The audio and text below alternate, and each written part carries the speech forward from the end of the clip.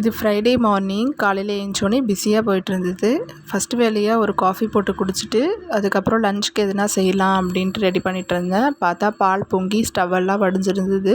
இதை உடனே க்ளீன் பண்ணால் தான், இல்லைன்னா இந்த அப்படியே காஞ்சி போய் அந்த ஸ்டவ்லேயே ஒட்டிக்கும்.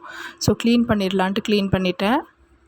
எனக்கு எப்போவுமே மார்னிங் எழுந்திரிக்கும் போது என்ன தோணுன்னா, வீக் டேஸில் என்னடா இது காலையில் சீக்கிரம் எழுந்திரிக்கணும், டைமுக்கு கிளம்பணும், சீக்கிரமாக லஞ்ச் பேக் பண்ணணும் அப்படின்னு சொல்லிட்டு நிறைய கமிட்மெண்ட்ஸோடு தான் எழுந்திரிக்கிற மாதிரி இருக்கும். ஆனால் டீப்பாக திங்க் பண்ணி பார்த்தா கமிட்மெண்ட்ஸ் இல்லாத லைஃபே கிடையாது.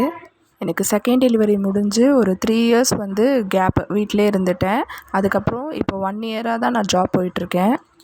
நான் செகண்ட் டெலிவரி முடிஞ்சு வீட்டில் இருக்கும்போது நினச்சிருக்கேன், இனிமேல் நம்மளால் ஜாப்லாம் போக முடியாது, போயிட்டு வந்தால் ரொம்ப டயர்டாகிடுவோம், ஸோ வீட்டிலே இருந்துடலாம் அப்படின்ட்டு யோசிச்சுருக்கேன்.